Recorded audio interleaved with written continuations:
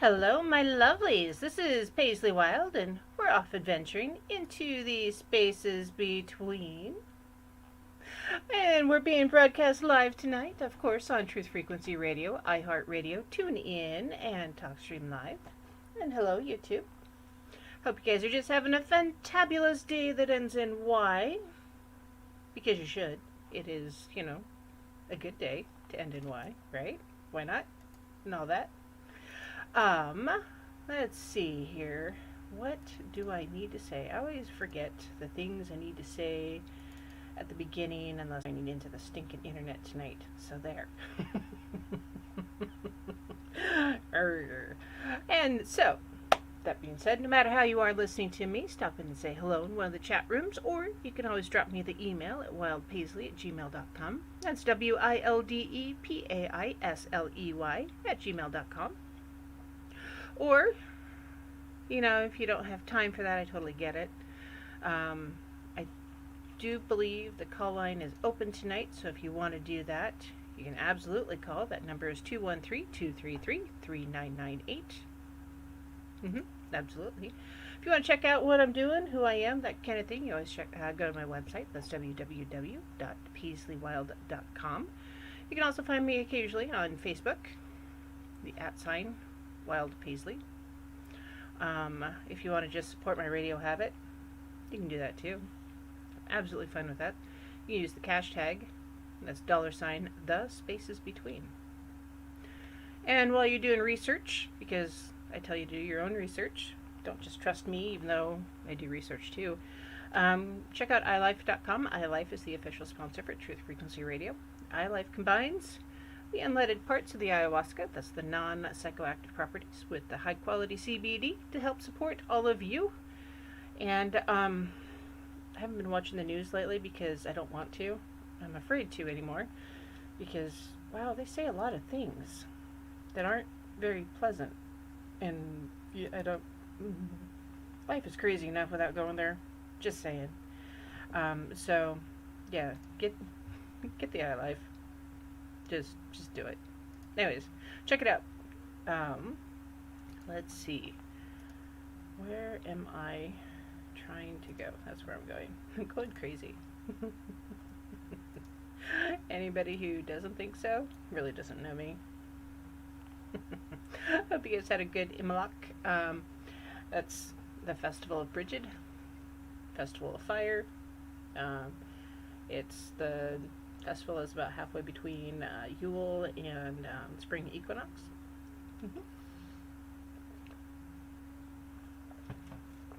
Excuse me, winter solstice and equinox, if that's easier for you to remember. Let's see. Hold on, it's amazing the number of chat things one has to keep track of these days. And sometimes I'm able to do all the things, and sometimes I'm not, and yeah. Anyways, speaking of all the new things, tonight, talking about gatekeeping. So I'm part of several Facebook social media pages. I have my own website, as I mentioned. I write in Metaphysical Times occasionally, just because apparently I don't have enough to do. I also help other people, with spiritual counseling and talking about energetic cleansings. Hectic Eclectics, we meet monthly, face-to-face for coffee, and now we're doing twice a month get-togethers online. Just for now, we're doing it via Facebook. Probably not in the long term that way, but just for now because it's easy. I'm trying to hit the easy button. Sometimes it's important to do that. And seriously. Anyways, if you need more information, you can find me again online, Facebook, or on the website, Hectic Eclectics. I do try to keep everything kind of up to date on there. Sometimes I do screw up with the time. If it says AM, like 1 o'clock AM, it's a lie. It means 2 PM. I'm not going to do a phone call at 1 AM. It's not going to happen. I try to sleep at that time. Doesn't always work, but I do try. So, but yeah, gatekeeping. So it's something I see often, and it's not just witchcraft. It's not just paganism. I see it across the board, affecting every walk of life.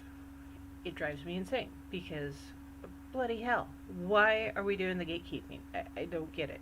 It's right up there with the keyboard warriors. I don't get it. I don't get it. For those of you who don't know what gatekeeping is, and if you don't know, and I talk about it tonight, and you realize that I'm talking about you, you need to kind of ask yourself, is this something that you're doing, and why are you doing it? Let's see. And Lucky, I think, is going to pop in, maybe.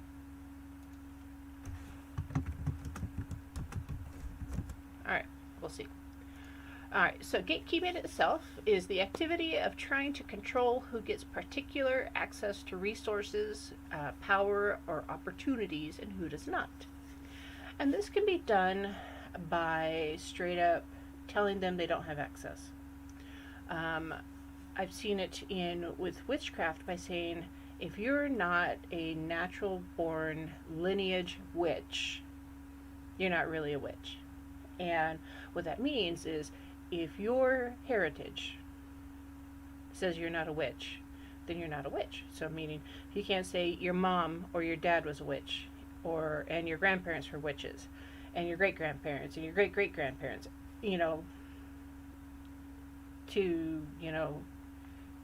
ad infinitum, um, then you're not a witch. Okay, that's not true, because it's not. Anybody can be a witch. It's not limited by the blood running through your veins and where it rooted from. Um, However, if that's really your benchmark as far as who is a witch, stop and think about it. Witchcraft used to be extraordinarily prevalent across the world, pre-Christian era. Not common era, Christian era, if you really want to go CE. But yeah, Christian era.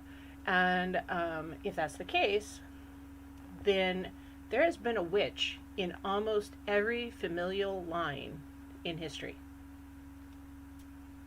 Period. So technically, we have all descended from at least one ancestor who was a witch. They've done genetic testing now that shows that pretty much all of mankind is descended from like one or two feminine genome traits or strings or whatever, DNA strands. Now, whether or not that's true, I am on the fence. And, science is only as smart as the scientist who is running the tests. But, okay, fine, whatever. So, that being said, if that's the case, it means everybody has a little bit of witchcraft in their system. Period. So, that is not a valid argument. Period. And you need to set your broom down and walk away from that one. It's not valid. It just isn't. So another one I hear is that if you're not part of a coven, you're not really a witch. Again, not true. There's a lot of solo practitioners out there. Honestly, solo practitioners, pretty common throughout history. Have there been covens throughout history? Oh yeah, absolutely. But also, it's been pretty common for folks to be a solo practitioner because in a village of 200 people, if the local wise woman, hedge witch, etc., was there to help heal and treat medicinally the populace, and a village is only like 200 people, how many witches do they really need? Not many, honestly. Generally, they only need one, maybe. Maybe it's one, and she provides for several villages, or he provides for several villages. If that's the case, then, that's just one. Solo practitioner, right? Now, that one might have several apprentices helping them out that are learning the trade. And that's not necessarily a coven. That's a solo practitioner with a couple of apprentices that are learning from them. That is, honestly, a thing. And just let it be. So that's another one. Another one that I hear is different practices are closed practices. Now, some practices are. A lot of the American Indian, Native American shamanistic type practices are closed practice. Why? Because they're very specific to the tribe, and they are only taught by tribal elders, and they are part of the tribe. And the only way you can become one of those elders or one of those shamans is if you are part of a member of the tribe. That is a closed practice. If you are doing a smoke cleansing ceremony using sage, and it is a smudging ceremony using a Native American ceremony specifically, and you are not a Native American who has been trained in that craft, then yes, it is a closed practice and you're doing a naughty no-no. That being said, smoke cleansing has been used by a variety of cultures around the world for millennia. That's not specific to the Native Americans, but smudging using Native American practices is. It's a fine line, it's complicated, but yet not. It's defined by their practice, just like the Romani people. Um, they do their own type of fortune telling. Now, we don't call them fortune tellers because that's not really what they do, but they can do a specific type of fortune telling. Often it is with tarot, it's palm reading, it can be crystal ball, there's a lot of different specific traditions within the Romani culture itself. Is it specific to their culture? Yes. If you're not trained specifically within that culture to follow their traditions, then you shouldn't be doing those specific things within their tradition. If you just read it off the internet and it's like, ooh, that was cool, I want to do that, that's not correct. That's not gatekeeping by saying it's not correct. It's just saying be respectful of where you learn something and be careful of what you're adopting. Now, are you researching a practice and honoring the culture where it originated? That is different than appropriating something. And a lot of gatekeeping is often hold on. A lot of gatekeeping often comes up when people are trying to talk about closed practices and what's correct and what isn't correct, and making sure that there's no cultural appropriation and that kind of thing. And a lot of times it really feels like the people shouting loudest about cultural appropriation are not those that actually live within the culture, which I don't understand. It's people who are observing or not even on the outside of the culture, not affiliated with it at all. They're not even looking in. I don't get it.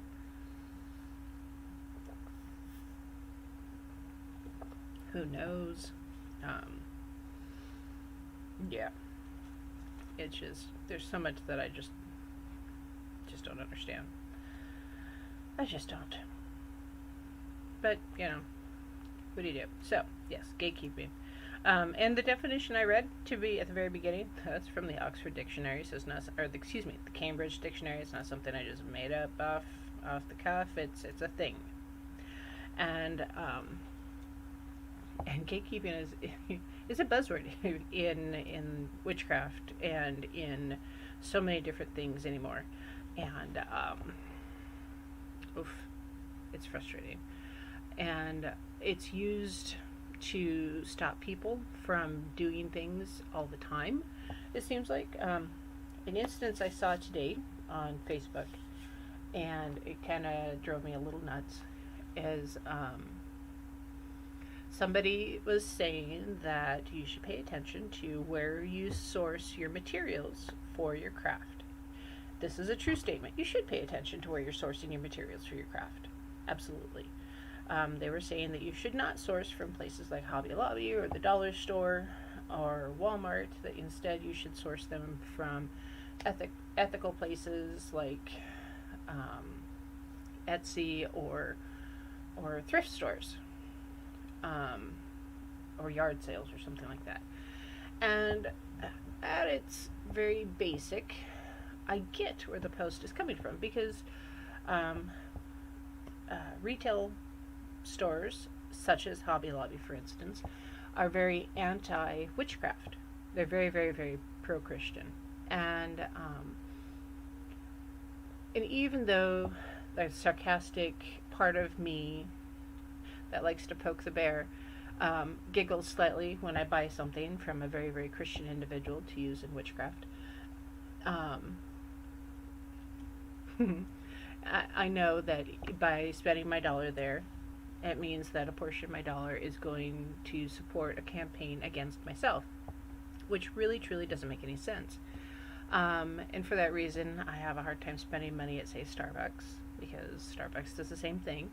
Walmart does the same thing. Honestly, a lot of your grocery stores, especially if they're unionized, spend money in places where I don't necessarily agree. And And so, yeah, pay attention. So, where you're spending your money, the corporate that owns those businesses, or the corporation that owns those businesses, where are they then going to spend your dollars, your hard-earned dollars? Where are they going to spend them? Are they going to spend them in support of the causes and the things that you believe in, or are they going to spend them, excuse me, in things that are counter to your beliefs? And this isn't just a witchcraft thing. This could be a politics thing. It could be a healthcare thing. It could be honestly, a gay marriage thing. This could be religion. It could be any topic. So yes, we do definitely, absolutely need to pay attention to where we spend our money. A lot of companies, not as many today as there were, say, in the 80s, when they have their products made, they're overseas, and those products are often made in sweatshops or in manufacturing facilities that do not take very good care of their employees. Often there's substandard working conditions, the age of the employees is often quite low, and there's just a lot of things wrong. Just straight up wrong, with the situation. So, as a result, people have voted with their dollars over the years and in the public eye, and over the years, those businesses have had to change their business practices and either became more transparent about where they were sourcing their goods, or they straight up went out of business. It happened. So, yes, pay attention to where you are sourcing your goods, no matter what. Now, if you don't have a choice, because budgets are real, they really, really, really are real. I saw an Etsy shop today, just in browsing to see what was out there. Someone was selling bottles specifically for the keeping of moon water. Now, this particular seller did paint on the bottles and included crystals and some other information about the crystals and moon water and ways you can use the moon water. So there's a lot of information, but she was selling basically empty bottles with some decorations and a crystal. And the inner crafty person was slightly appalled. It's like, that's an empty wine bottle with some drawings on it. Why am I not doing this and getting paid for it? Drat. Why didn't I think of this first? But at the same time, I get it. She was just doing a thing. You're probably recycling bottles. Okay. For the price of one of her products, which, while not completely outlandish, wasn't exactly cheap because there was shipping involved, and I mean there was some expense involved. I could just go get a bottle of wine or sake, and I'd have my own bottle, and I'd have wine or sake, or a bottle of chia juice or something like that, or something like that. There's, or a mason jar. I could get a mason jar at the thrift store and fill it up with water and put it out under the moon to make my own moon water. So there are other ways to make something. You don't have to pay the full price at, say, an Etsy shop, because Etsy shops are kind of expensive.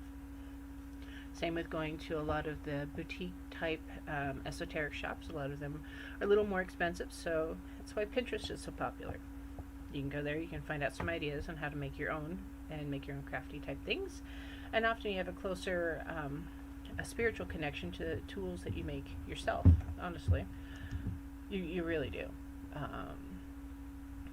Sorry, checking for messages just because I need to. Yeah, small.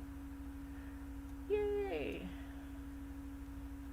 Lucky will be on after the break. Cool. Maybe. We'll see how the internet works. I tell you, either her internet works or mine does. Very rarely does it seem that we both have internet at the same time some days. I don't know why. It's just One of those things. Anyways, this particular author of this particular article talking about, hey, you should ethically source all of your materials, and she gets all of her stuff from the thrift stores. All right, one of my issues with getting stuff from the thrift stores, now, I do thrift store. I love thrift stores. I love yard sales and auctions and all of that stuff. And we won't talk about the amount of stuff that I've brought home that I don't necessarily need, but I have, because I might need it. Yeah, we won't go there. No, we're not going to talk about that. So, that being said, you don't know where that stuff came from originally when you buy something from a thrift store. You don't know if it came from Hobby Lobby. You don't know if it came from Pier 1. You don't know if it came from Bed Bath & Beyond. You don't know if it came from Walmart. You don't know if it came from Wish. You don't know if it was handcrafted. You don't know. And so bragging about, buying something from a thrift store versus a retail store and saying that it's more ethically sourced, to me, is false advertising. So you just be careful with the words you use if you're going to get on your soapbox and pat yourself on the back at the same time. Just be careful, because if you slip and fall off your soapbox, you might break something. Just saying. Let's see, checking the time. We've got about a minute before our first break, so I'm not going to get into too much more right at the moment. So yeah, gatekeeping. It does affect every walk of life. I'm talking today specifically about witchcraft, and it's frustrating because I see a lot of people who are brand new to the path. They're born again witches, born again pagans, that kind of thing, because they're just so frustrated and disappointed with Christianity or whatever they grew up with, that they need a different path, a different direction. They're looking for healing and understanding instead of additional judgment, because we're all tired of judgment, kids. So let's do something else for a while. So that being said, off to our first break, and when I come back, we will keep talking about gatekeeping and how you shouldn't do it, for crying out loud.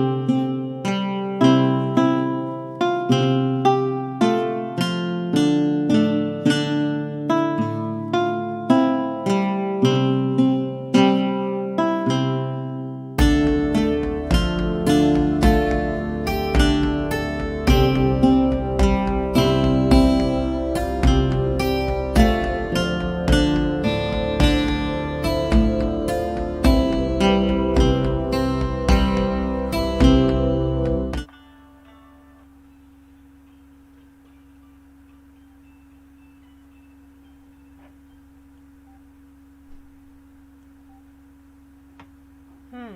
Hello, my lovelies. Oop, did I do it wrong? Hello.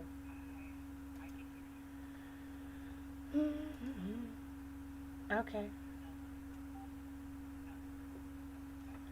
I do. It's all staticky and oh, weird. Right? I did nothing different.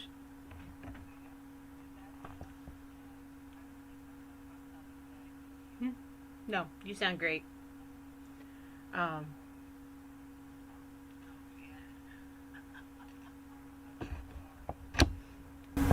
I'm so sorry this is happening. There, try that. Talk now. okay. Hello. Hmm. Hello. Hello. Hello. Hello. Hello. Hello. Hold on. Let me try. Hold on. Nope. Nope. Audio. Microphone.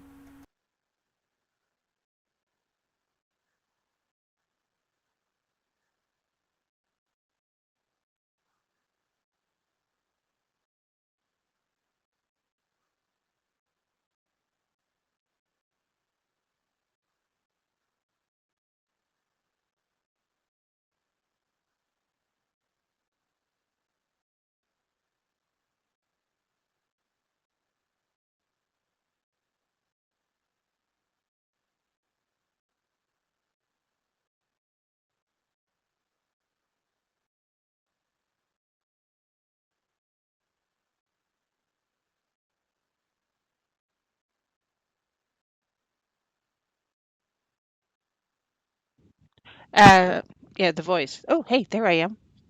Hey, weird. So, okay, to fix it, just so you know, I unplugged it, plugged it back in, and had to reset all my defaults. Yeah, that audio is fan flippin' tastic. We're simulcasting to YouTube. Can we do that?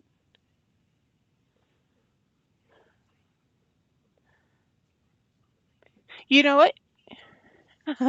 We'll tell you what. You know what? I can if we put the link to the original video into the show notes.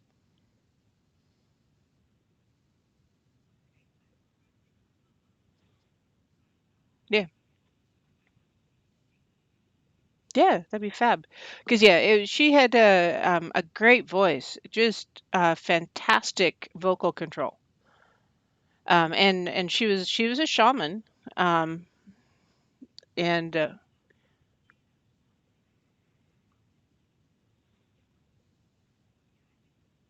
mhm, right?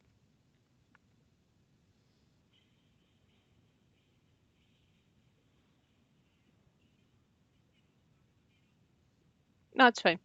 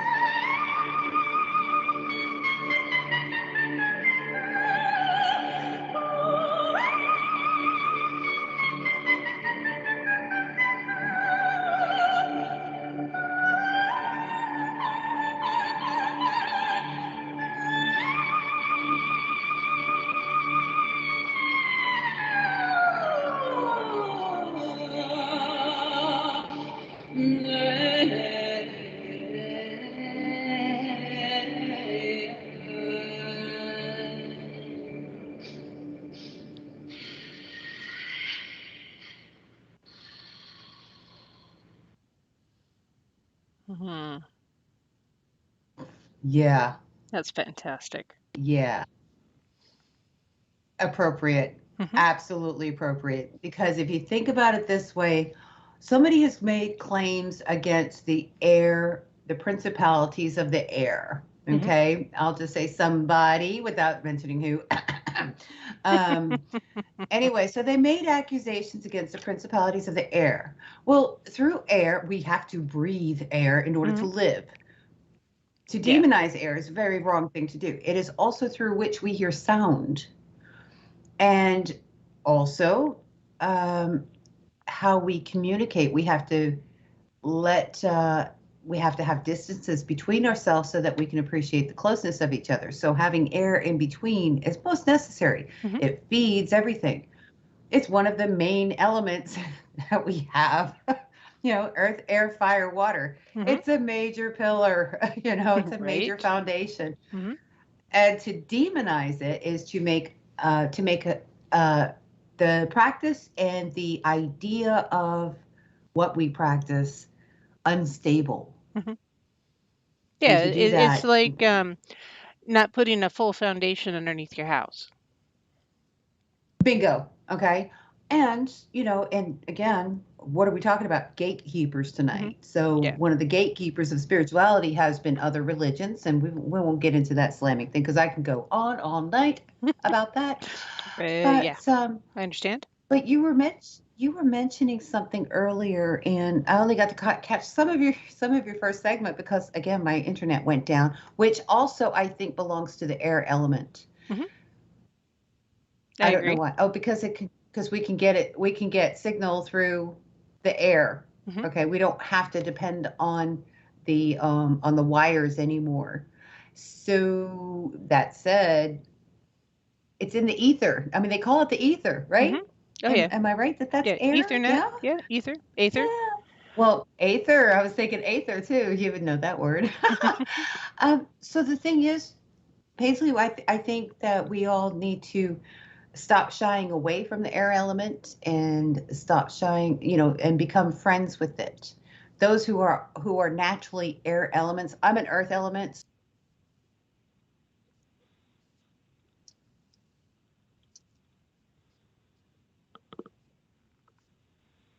Mhm. Oh yeah. Yeah. Yeah. She's a little spicy. Yeah. She's a little spicy. Uh, you can if you look at some people and you just know it's like wow she's spicy or he's spicy, yeah, and they're not necessarily redheads. I mean, they could be bald, and you'd be like, oh, that's a spicy personality. And just like you can see someone like, wow, you're a wet noodle, aren't you? So, and other people, they're just really really grounded, and some are just really flighty. So it's um, different personalities. So um, yeah, gatekeeping sadly it's all over, and I'm seeing with a lot of new witches and new to the path, and I say new witches, I refuse to use the term baby witches, and here's why. Okay, so here's my reason why. If to call yourself a baby witch, um, for one, implies that you do not acknowledge responsibility for your own path. A baby does not have responsibility for taking care of themselves.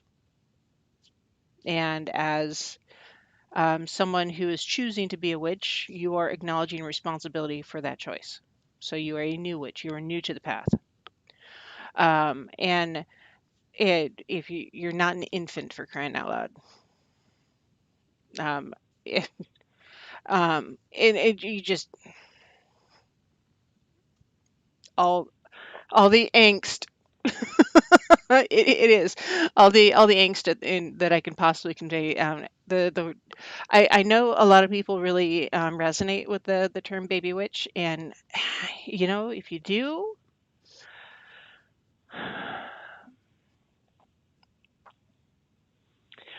would and okay, so okay, here think about Harry Potter. When Harry Potter goes to Hogwarts his first year, would you have walked up to Hermione Granger and called her a baby witch to her face? Yeah, but she also would have poked you in your eye with her wand.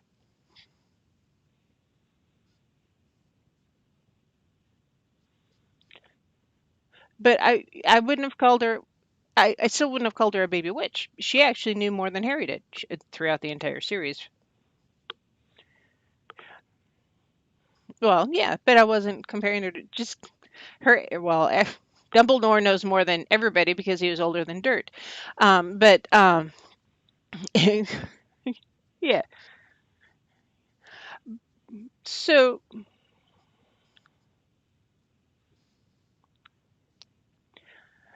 she's a young witch when she was toddling. Exactly. But now she's a young witch. New witch, young witch, baby witch if you're toddling around. Oh hell no.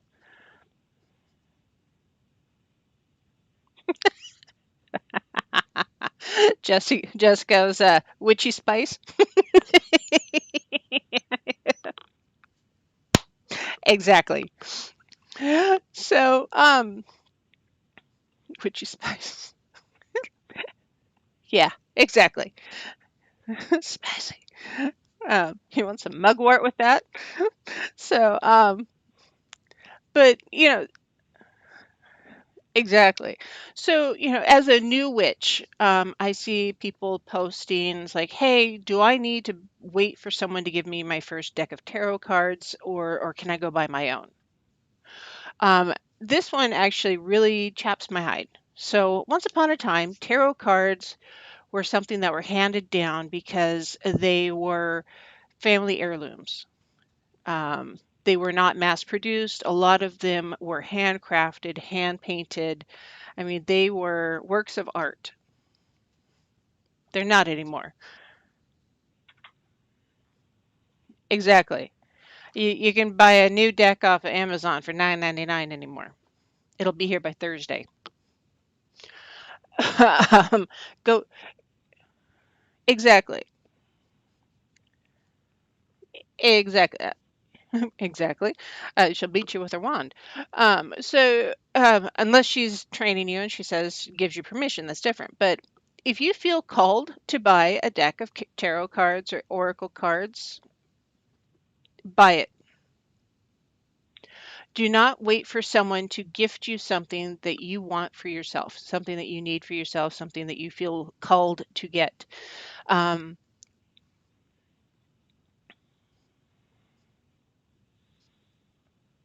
mhm,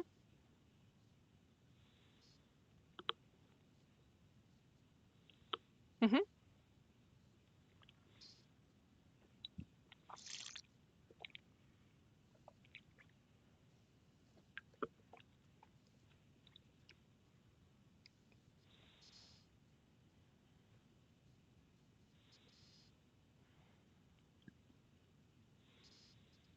mhm,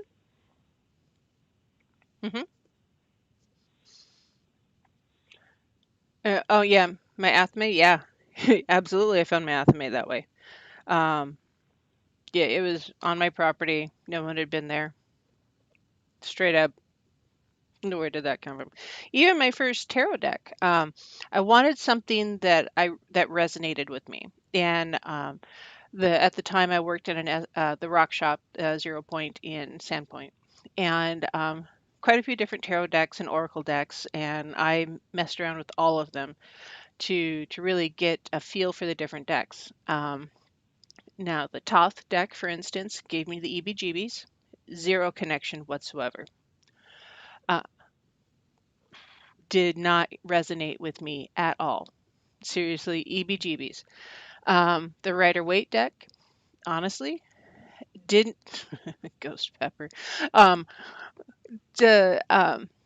the the Rider Waite deck, uh, really neutral. Didn't really connect with it. Um, I used that one more on my cell phone, honestly, than I did. It's like, why would I buy that one? I didn't connect with it enough to invest in a tangible copy. I just didn't.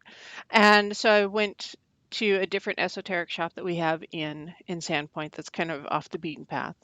And she had the Crow deck, and it was the last one she had on her shelf, and I had to buy it because ravens and crows are kind of my thing. A- And I had to have it. And love my deck. It's a little harsh.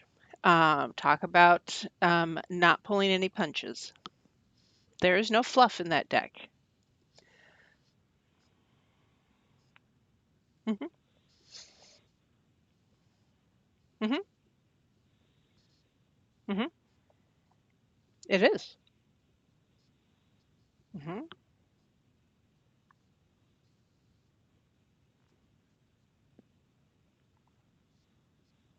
Hmm. Hmm.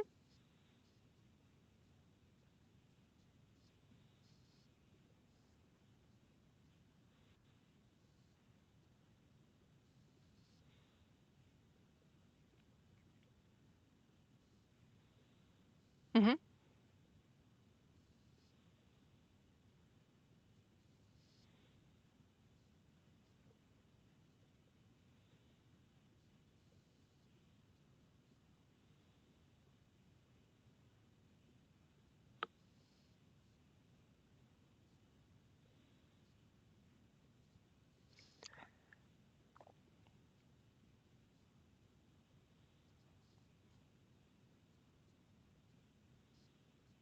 Hmm. Oh, so a little bit like German. Oh, more so.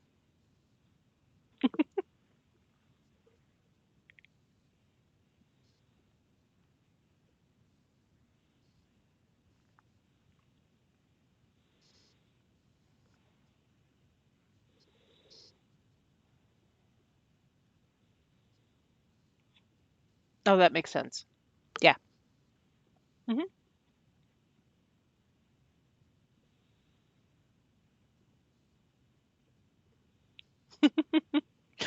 But it made sense. Yeah, they didn't want to open themselves up to the cold because it could be bloody cold up there. It makes sense. Yeah, right? And that's not counting the wind chill. So, and then so yeah, the Raven or the Crow deck absolutely had to have it, but it is a little dark. It is a little stern, but very firm. It pulls no punches.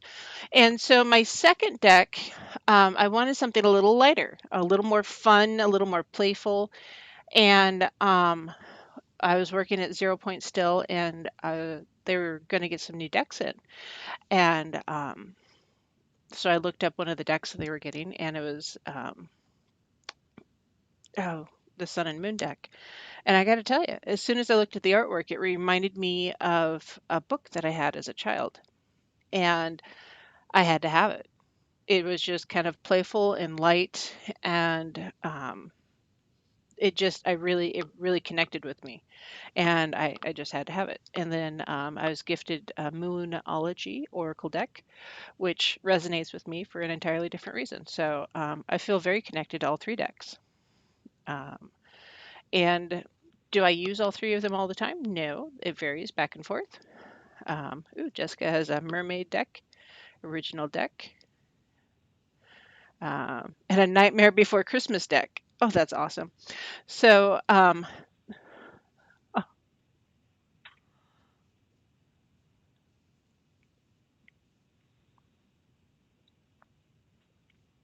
hmm, yeah, yeah, yeah. Hmm. S uh, s- yeah, kind of macabre. I don't know. So apparently you've been going in and out for coming on air, which is weird.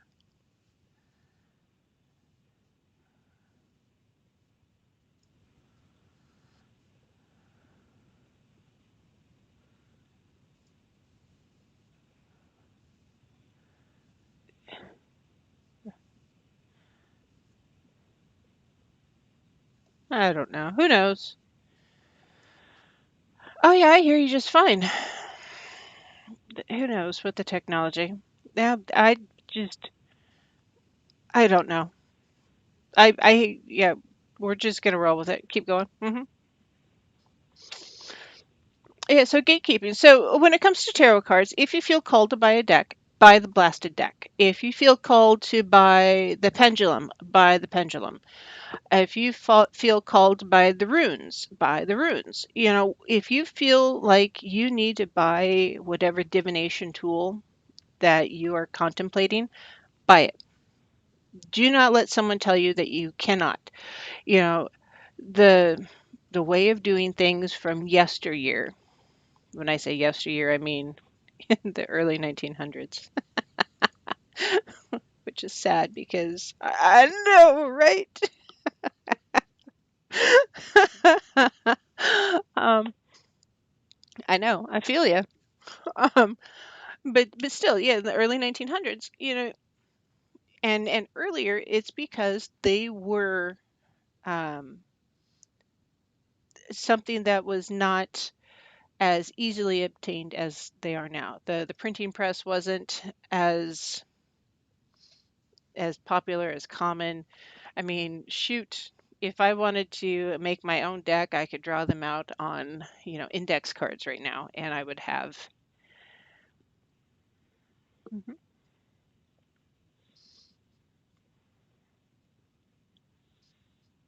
mhm,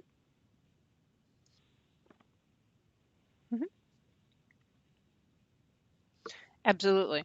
Well, and that's why playing cards, have been used as a divinatory tool, or dice, or bones, or runes, because runes are very easy to etch onto bone or antler or wood.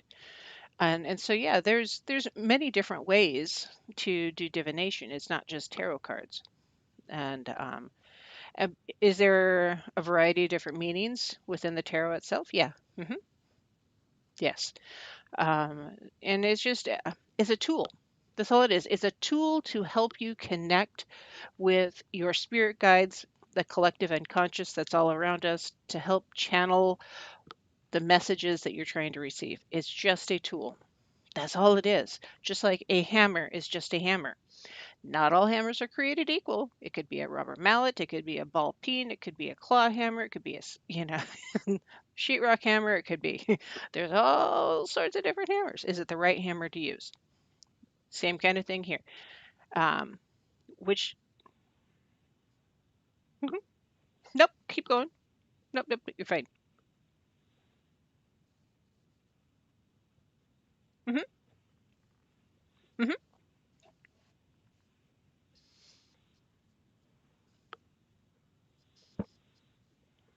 hmm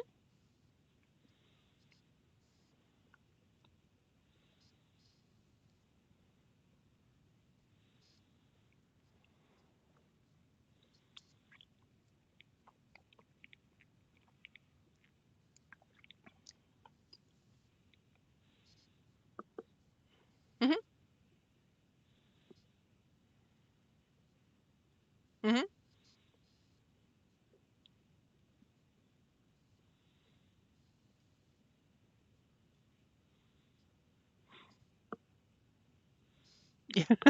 Ah, right? They put them in the gallon-size Ziploc bag.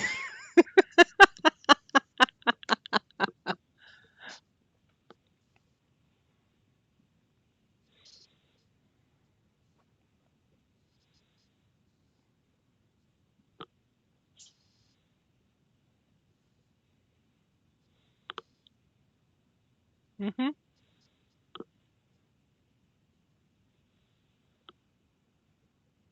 Mm-mm.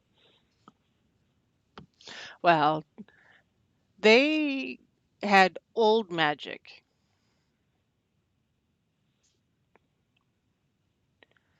Yeah, it was, and deep roots.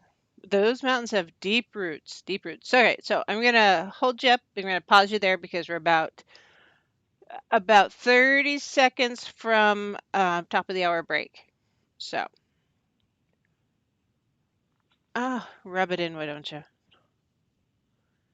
I know. I love them. I love Oreos. And I had a stash of gluten-free Oreo cookies and somebody found them. I hid them. Oh, yes. Yes. Uh, Right? Exactly. All right. We're going to break. We'll be back while Lucky eats her Oreo. Deep breath.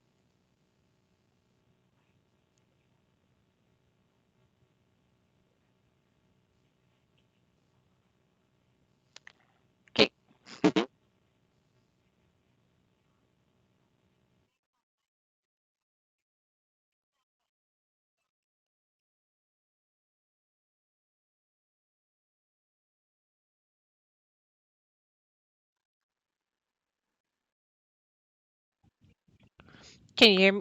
Hey, can you hear me now? Hello. Sweet. I had to unplug my microphone and plug it back in. hmm Um, no, actually, it's the warmest it's been in about 2 weeks. It'll be up. Oh, it'll be. Well, today is, I think, the last day of a Mars retrograde, so it's like, yeah, trying to get the last little bit in. Yeah. Hmm.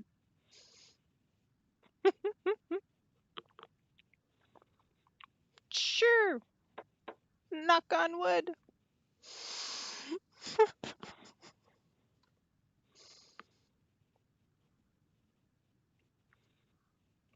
hmm Yes. hmm Yes.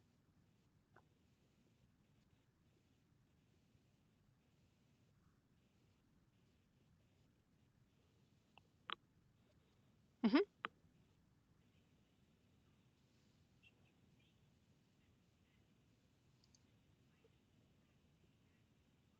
hmm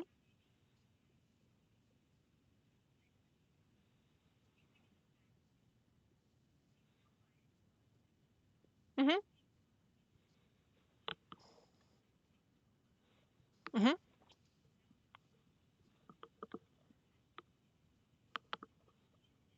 Yeah, that's pretty straightforward. hmm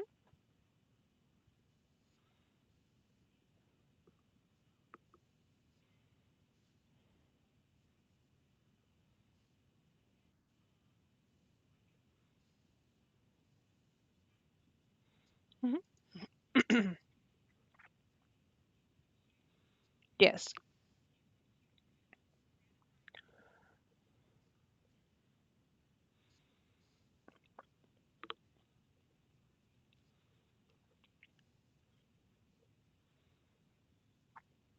hmm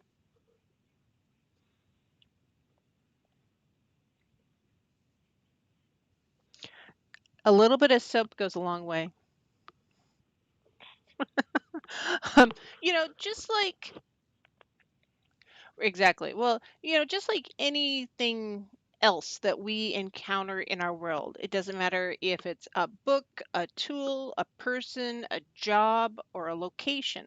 If it doesn't serve to our highest good, our highest spiritual purpose, what are we doing with it? Why are we there? Why are we touching it? Why are we using it?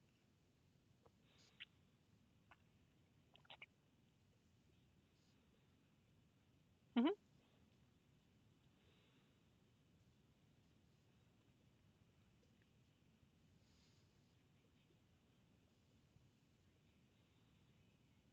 hmm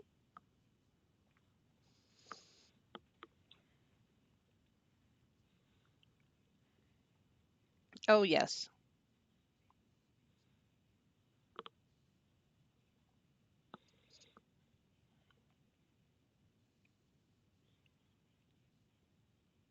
Yes. Dogma. Dogma is a religion thing.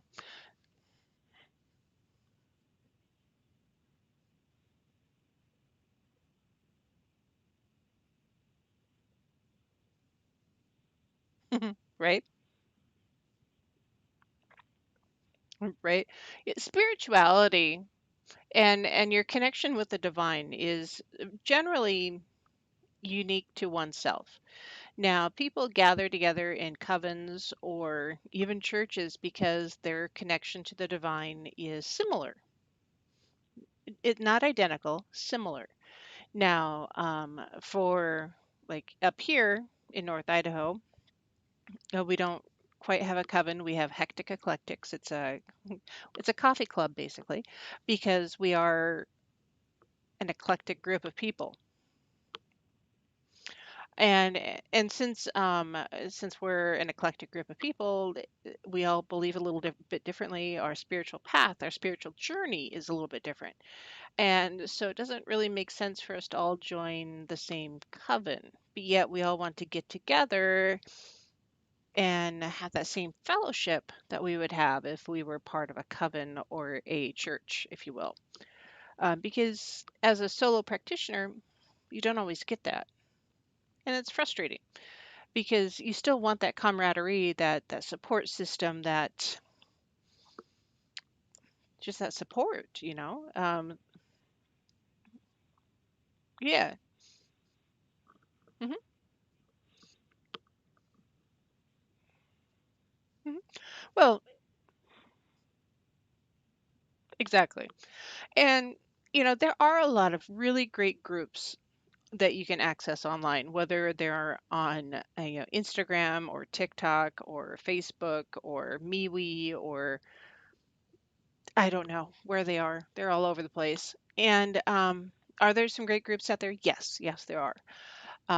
Do you have to be kind of careful where you're looking at them? Yeah, you do, because they're not all created equal, unfortunately.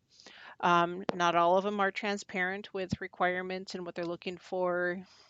Um, some over gatekeep, some under gatekeep. Um, I've seen both. Yeah.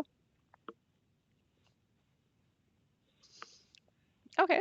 So, so here's one.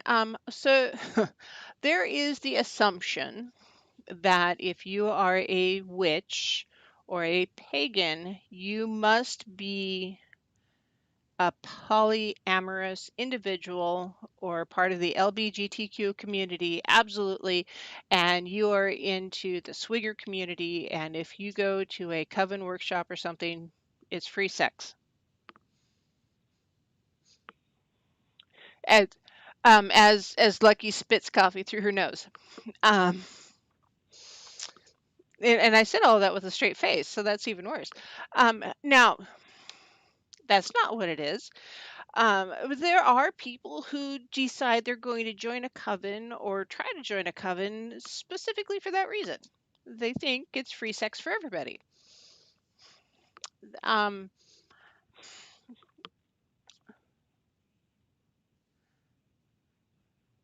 yeah, that's where you get the the whack fuck, whack fuck.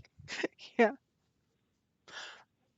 So, yeah, no, that's not what it is. So yeah, basically, that's where if you're under gatekeeping, you're going to get to the people who come in and they think it's free sex, and no, that's not what it is. Or hmm,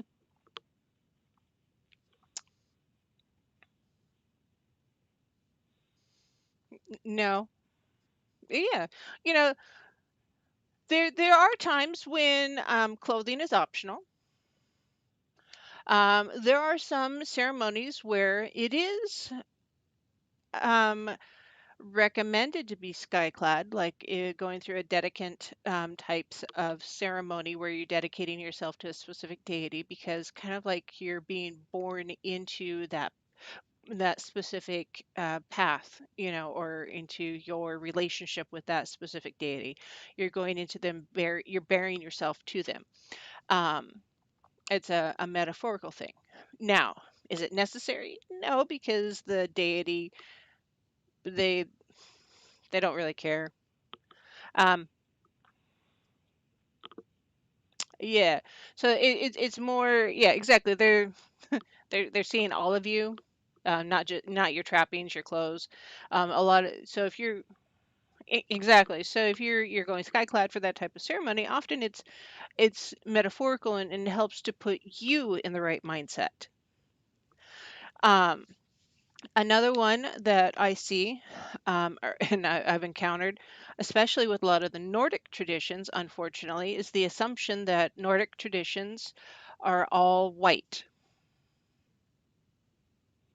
and they are all of an Aryan nation type, Nazi-esque feel. They're very racist, and you cannot be a person of color if you're going to be of the Norse tradition. This this is I've seen both a gatekeeper and not and a lack of gatekeeping. So the gatekeeper saying, "Oh, you can't be Nordic because you're black." Bullshit. The the um the Nordic people, they went everywhere and they didn't really care. Talk about an accepting group of people. Um, and then as far as a lack of gatekeeping, that's if people are not paying attention to the um, the underpinnings of the belief. So if they've got are accepting people into their circle that are racist like that, then they could potentially be damaging their group, their coven, their circle, their grove, whatever they want to call it, their coffee club, because they're bringing racist people in, and that could damage their credibility within the community. Um, because no, um,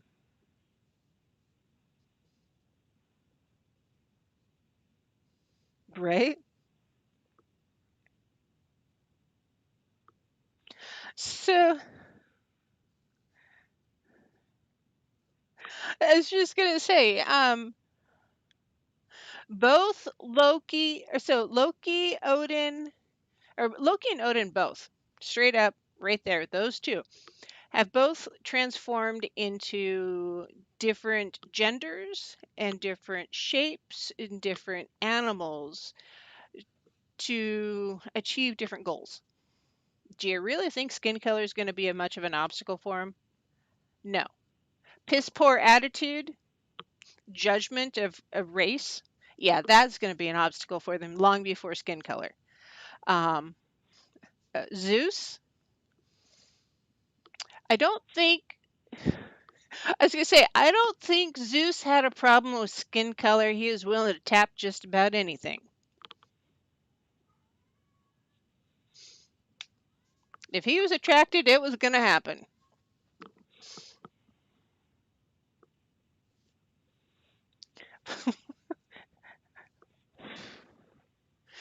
You could, you have eight? Yes. So, so I mean, this.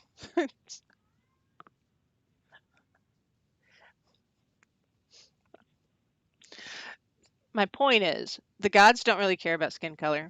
They care about what's on in the inside, what your beliefs are, what your values are.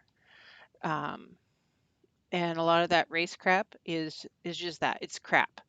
And to use that as a foundation block of your belief system is like building a house on cardboard boxes. The first time they get wet, it's going to collapse. I'll bring the popcorn and I can watch. Hmm. Exactly. So, so, what right do we have? Exactly. Well, it's a power trip. Just like with the Oracle at Delphi, um, the oracles themselves, they would just give their visions. Um, it was the priests that would charge and do the things and and rolled in the wealth rather than the oracle themselves. The priesthood, the priestesses, the priesthood are the ones who are more concerned with the wealth rather than the oracle themselves. The oracle who is channeling the messages from the divine. So, and it's, and that was a power thing. And often, that that's happened throughout history. You know, one aspect of the priesthood, if you will, is there because they're, in communication with the divine. They're teaching the populace, they're working with the populace, they're bringing cures to the populace. They're there to, benefit everyone. And then there's a certain section that is there for the power. We've seen it time and time again throughout history, throughout the millennia, in every single tradition, every single one of them.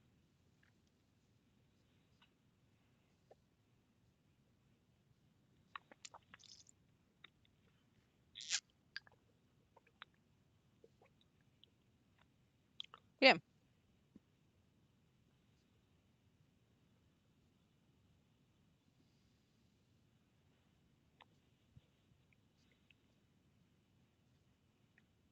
Right.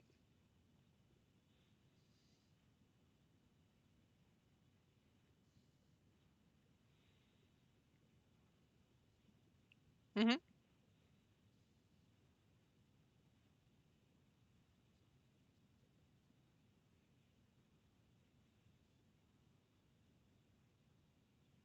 Mhm.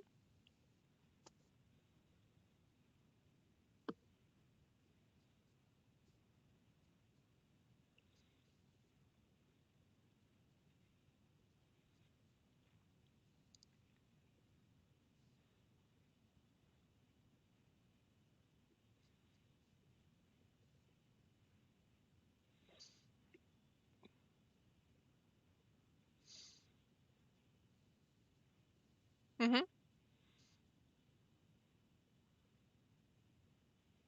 Right. Mhm. Did it a different way. Well, and they're like, "Well, you're doing it wrong." It's like, "But that's the only way I know how to do it. How is that wrong?"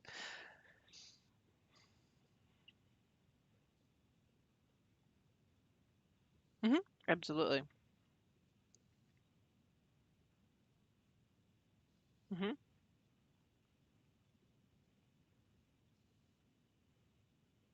Mhm. No, I still don't want to do that.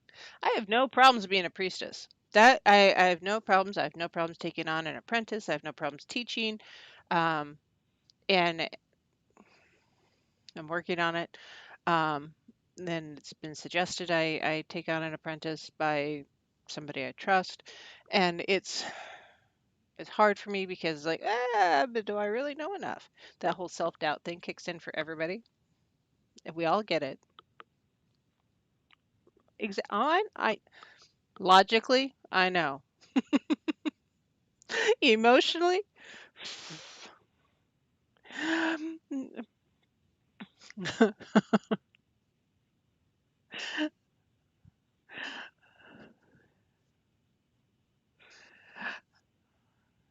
okay. I have a mini me. Does that count?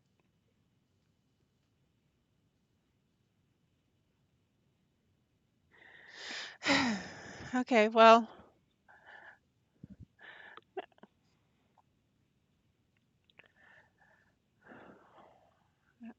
oh, I know. That's a smart cookie. Yeah. And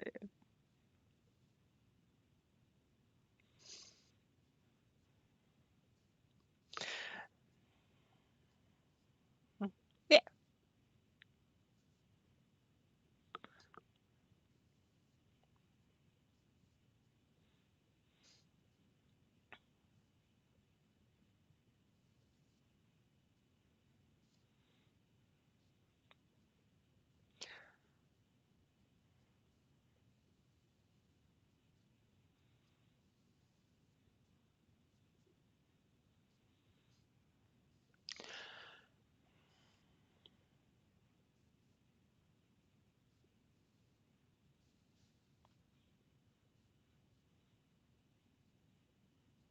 Hmm. Yes.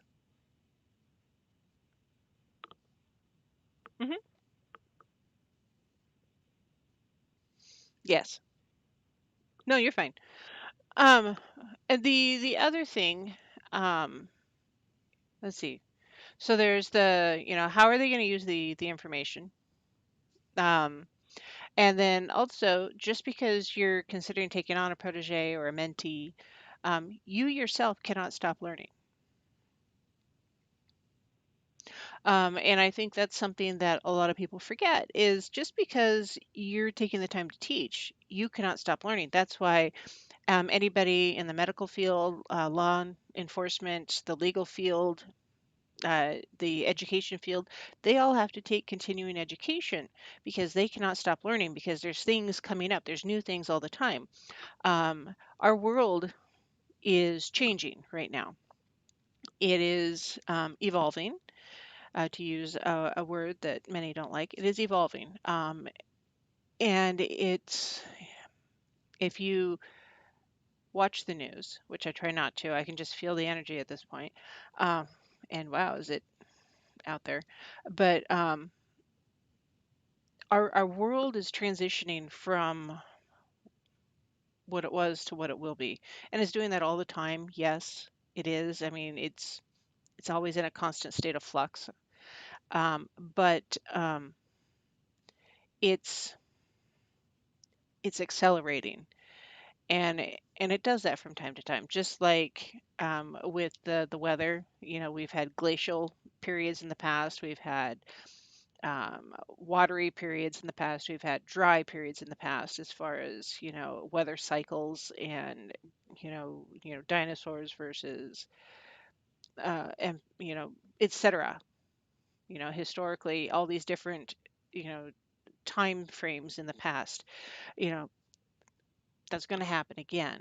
Now, as mankind, we have a lot of ego, so we think we can stop and prevent, and we have control over that. We don't. We really don't. However, we can manage how we react and respond to it. That's a better way to channel that energy than to try to prevent it because we can't. I wish people would understand that just a little bit better.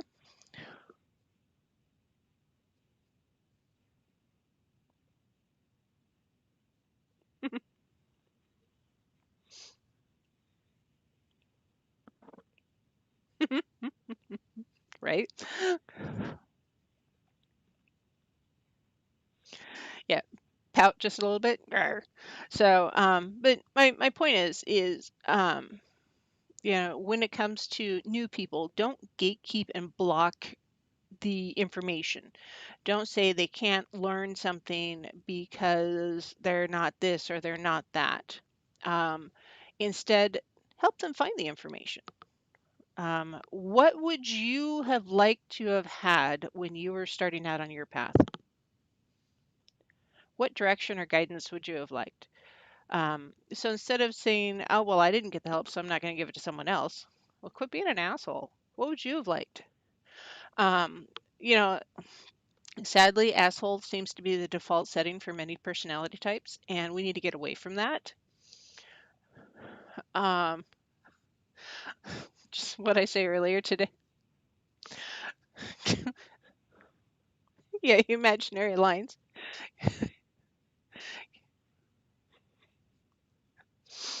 I pulled into a parking lot while I'm on the phone with Lucky, and there's 12 parking spaces with 4 cars in them. And it's like, what are the lines? Illusions? Yeah. None of them. No, the only car that was parked correctly was the handicapped parking spot.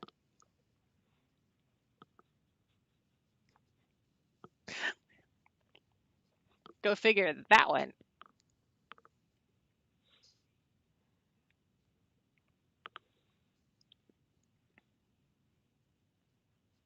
Oh yeah, there's pages all over the place.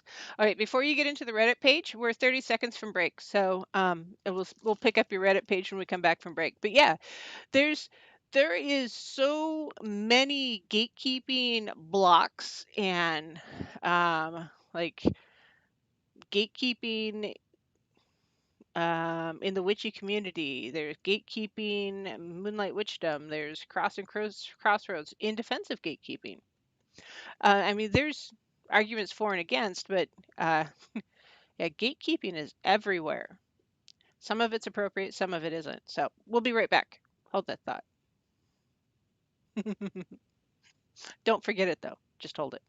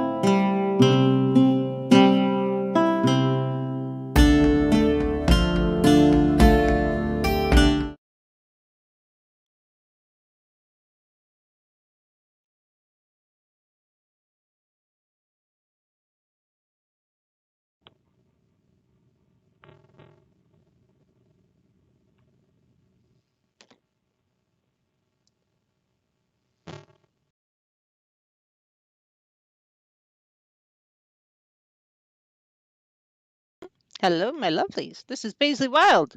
Yes, Lucky's there. I tried the whole unmute in a different order this time, and nope, I had to unplug the dang thing again. So whatever. Deep cleansing breath. Hmm. Hmm. Right. Hmm.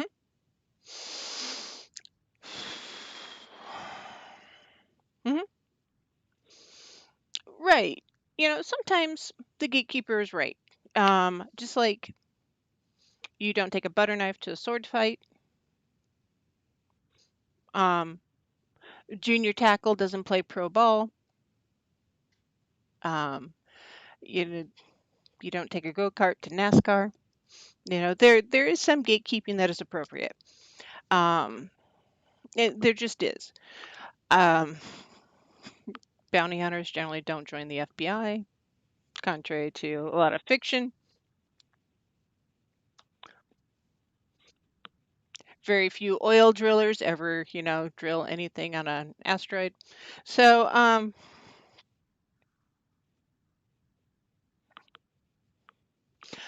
so yes, nope, read it.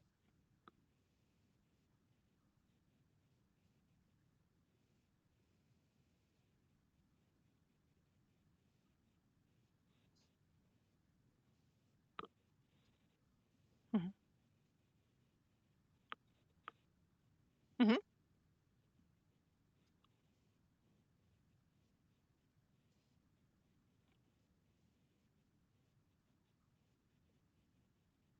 Hmm.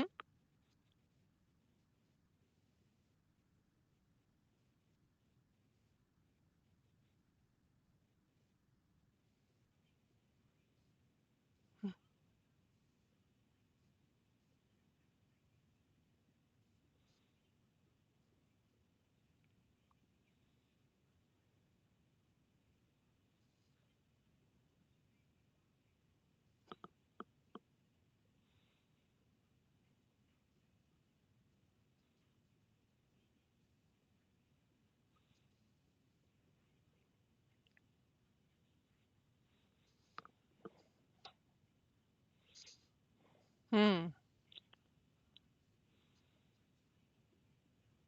Hmm.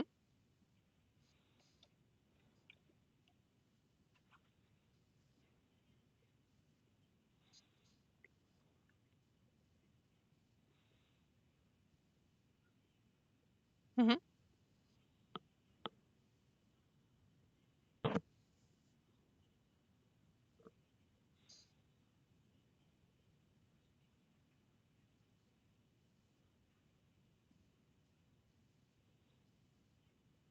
Hmm. Right. Hmm.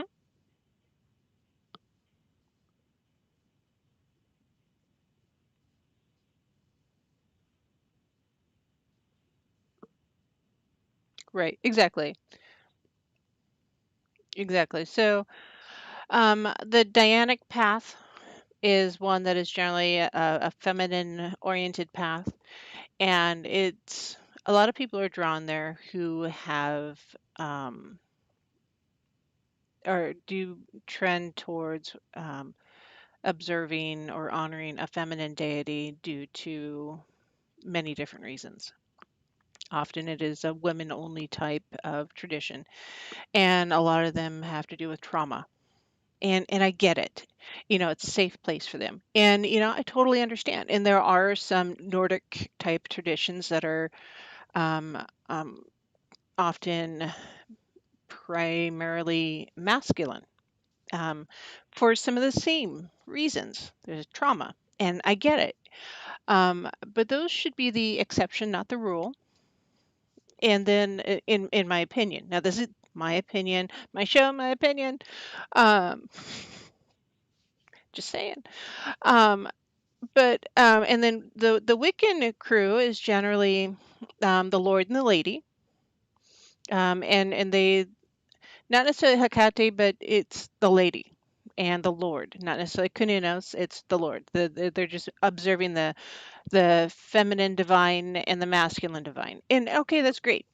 Um, those who observe the triple goddess often ascribe that to Hecate, some to other deities. It varies a little bit with the different traditions. Um, there's no one right answer there. There really isn't, and it's interpretive. It really is. And you can read different books, you can do different researches, and you'll come up with different answers every single time. And there is no single answer. There just isn't. And to insist that there is just one answer, you're deluding yourself, and you should stop doing that. There's medication for that now, and there's therapy. I'm joking, but I'm also being serious at the same time. Um, um, seriously, delusion. If that's the case, email me. I'll get you some help. But when it comes to your beliefs and the way other people believe, who are you to judge what is the right way? I mean, you have left the the stifling arms of Christianity for a reason, and you have sought your own path of spirituality for a reason. Who are you to say that somebody else's path of spirituality has to be just like yours? They're following their own path. And I think we've forgotten that a spiritual path is unique to the individual. And for me, regardless of what your spiritual journey looks like, I don't care if you follow Zeus or Amadeus. I don't care. Um, and anybody in between. I don't care, Christian, don't care. Everybody has a unique path, a spiritual path to follow. You're going to have unique trials. You're going to have unique challenges. You're going to have unique um, accomplishments. Some will be similar, yes, but they're going to be specific to you because we're all unique. Each of us has a unique relationship with one another. You, Lucky, and I have our own relationship. It is unique to us. We know some of the same people. The relationship we have with those people is unique. Like Brent Thomas. We both know Brent Thomas. Do we have the same relationship with Brent Thomas? No.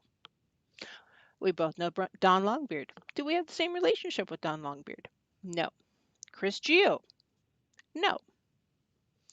My point here is we each have unique relationships with the physical people around us. Why would we have the same relationships with the divine around us? We all have unique spirit guides. Why would they be the same? And just like, a lot of the different deities, yes, are they the same? Yes, absolutely. However, the relationship and the interpretation is going to vary. Um, so for me, Hecate is very motherly, yes, both protective, guiding, sheltering, a little stabby sometimes, yes. Um, um, but generally nurturing and you have nightmares and you want to crawl into bed with your parents in the middle of the night because you had nightmares as a kid and that warm comfort you have. That's generally what I get from Hecate.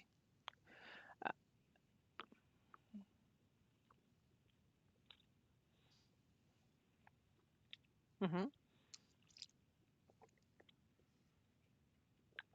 Hmm. Yes.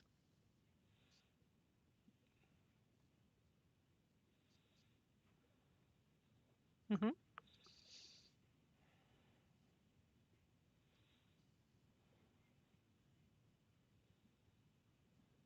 Hmm.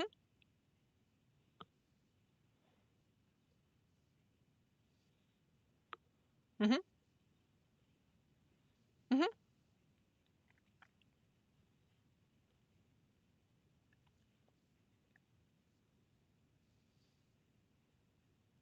Exactly. But that's her foundation of the relationship. So for me, is that warm, comforting, support, nurturing is the foundation because she was watching out and protecting me long before I knew her name. Just like Kanunos was there long before I knew his name. Traipsing around the wilds of North Idaho, myself and my horse in the mountains of Idaho. Seriously, not ever seeing a predator. Yes, there was somebody looking out for me. Yeah. In retrospect, I didn't even see a coyote, guys. No coyote, no fox, no wolf, no bear, no bobcat, no cougar. How I could not have seen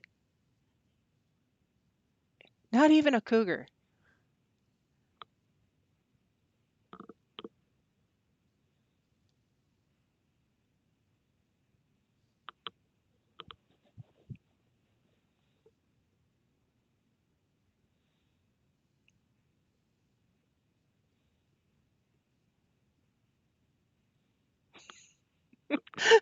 Yes, they do have five pointy ends, right? Yes, pointy ends, mouth and 4 feet. Rawr. Mm-hmm. Mm-hmm. Yeah. Mm-hmm.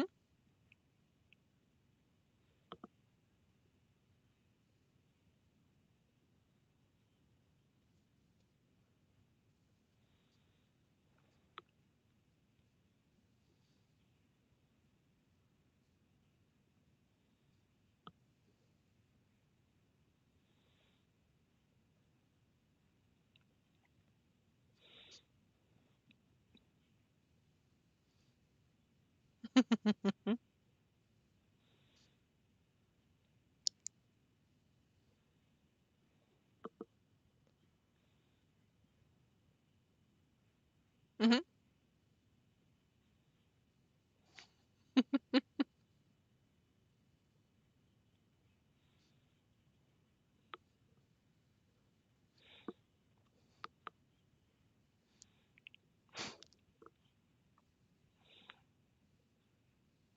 Mountain lion. Yep.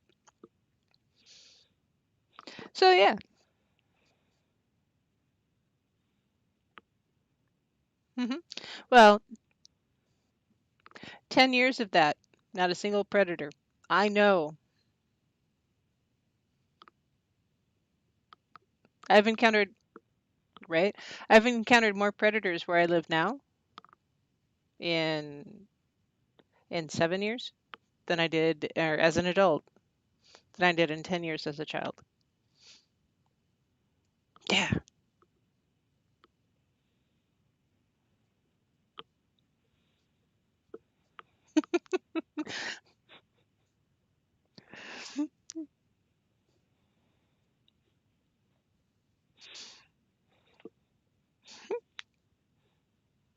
Yeah, oh yeah.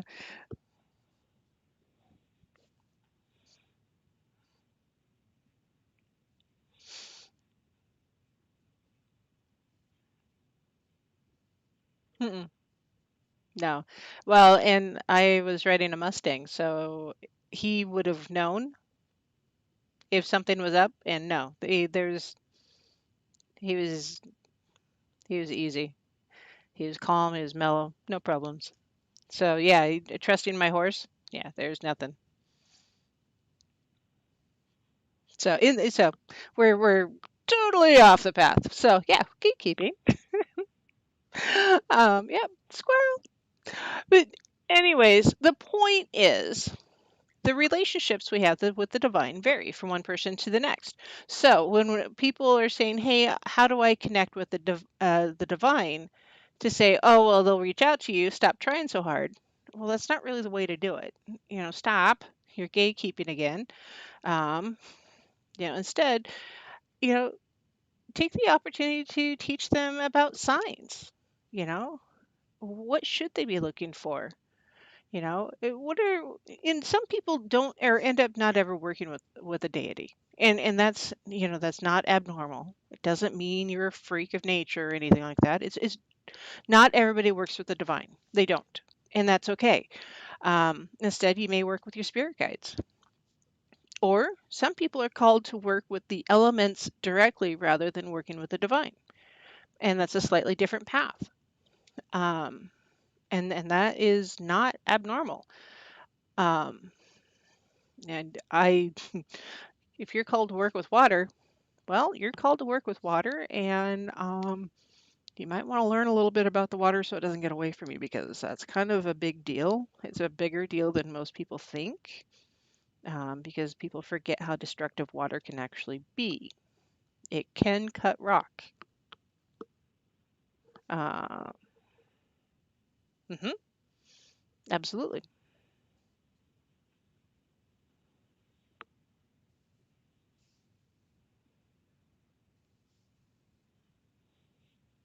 Hmm.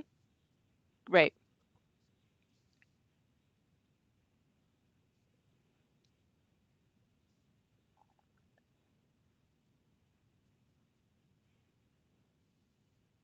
Hmm.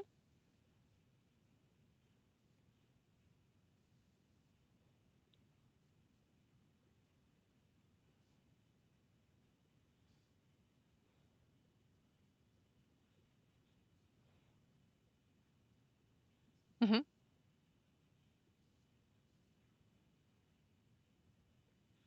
Exactly. I've.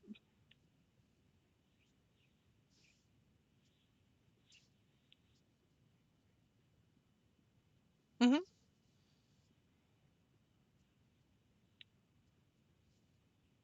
Hmm. Cool. You perk it. Did you use? The Turkish type coffee or the. Mhm. Mm. Oh, it's good stuff though. Coffee. Um, mhm. Yeah.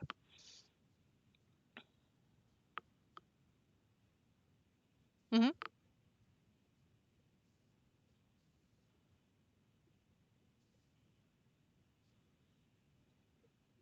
Hmm. Hmm. Hmm. Hmm. Yes. Hmm.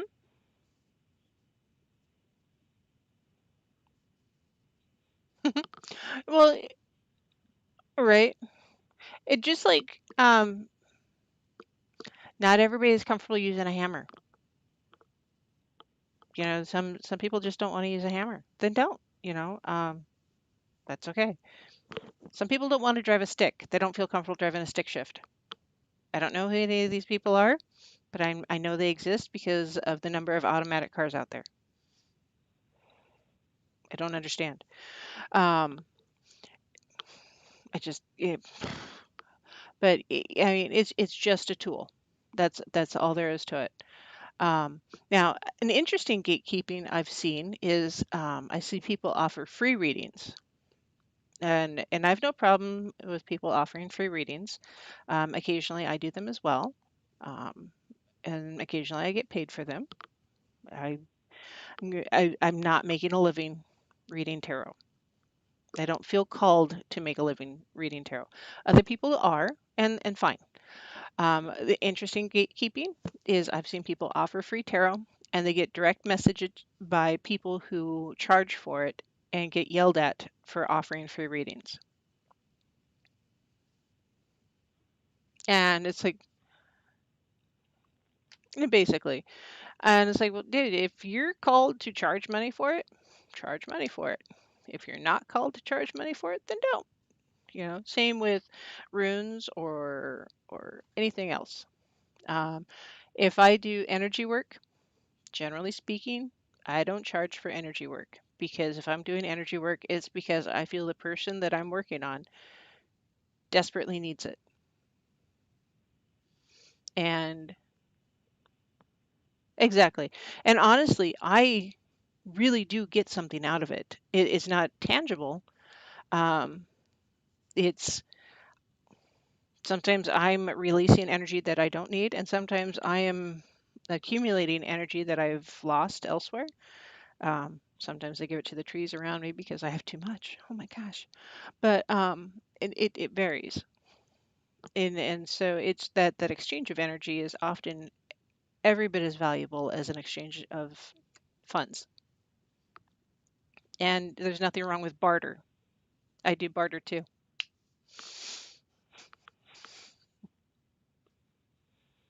Exactly.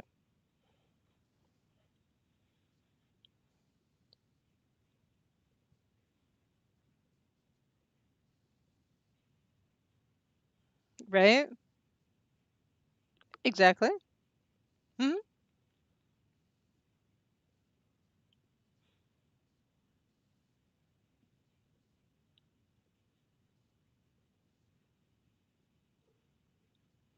Exactly. Exactly.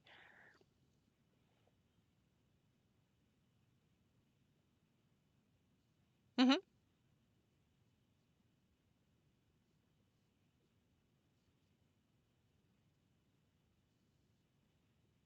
Hmm.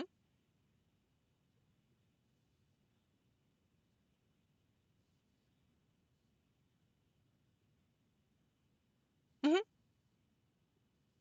So it was a valuable lesson. So lessons, right? So lessons are either valuable or expensive. It's up to you. Hmm.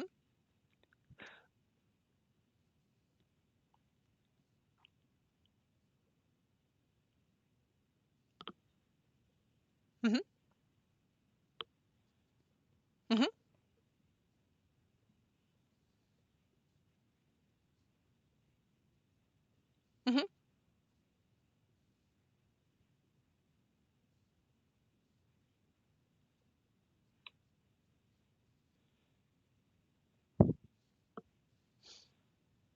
Yeah, it was just a little thing.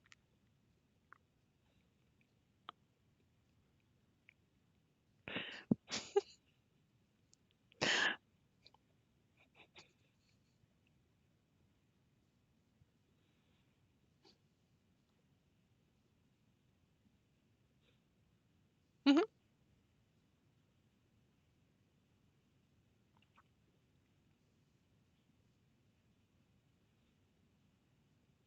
Hmm.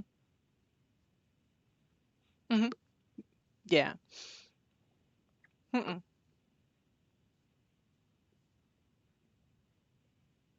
Hmm. Yeah. Hmm.